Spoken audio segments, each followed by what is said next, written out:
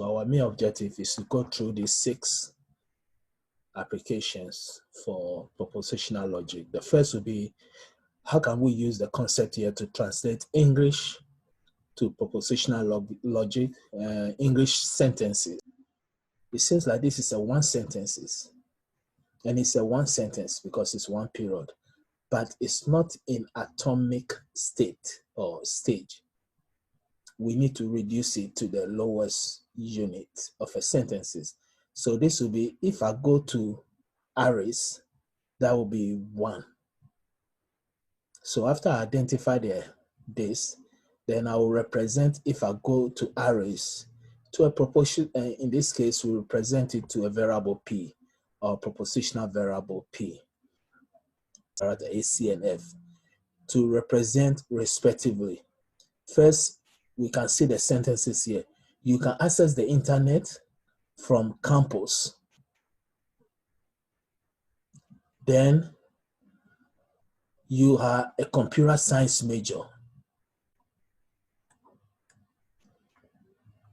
Now, what if the diagnostic message is not retransmitted, is added? Now we are adding not Q, because we said transmitted is Q, so not retransmitted is not Q. But again, there's no satisfying assignment here, so the specification is not consistent. What are the types of A and B? Remember, A said is what we said. A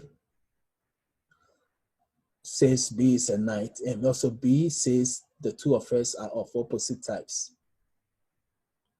But here we have, the island has 2 kinds of inhabitants: the knights, who tells again the truth, and knaves, who always lie. So if A says B is a knight, then B always tell the truth. Now if B says the two of us are of opposite type, then if B tell the truth, then A tell lie. If A tell lie, then B tell the truth. So we may discuss this more detail in the coming lectures. And another application is the diagnosis of faults in an electric system. And here we say the AI stands for artificial intelligence. And this is the foundation of computational agents. So AI example here. Here we say we need to represent a proportion. Okay, let's move on to the solution. Let us suppose that domain consists of all people in this world.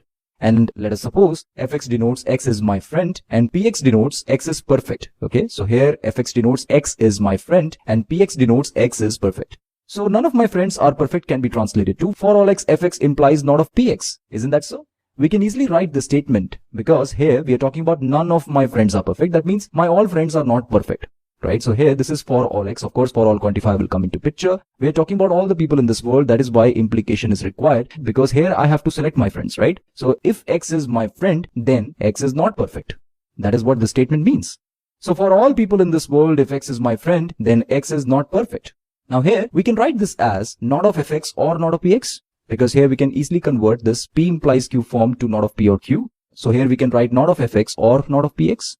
And then after that, we will move this negation outside. So this becomes not of fx and px. And finally, we can move this negation one step towards left so that this becomes not of there exists x, fx and px.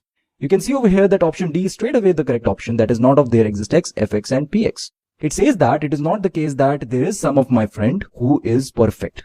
This is the same thing, right? So option D is the correct option.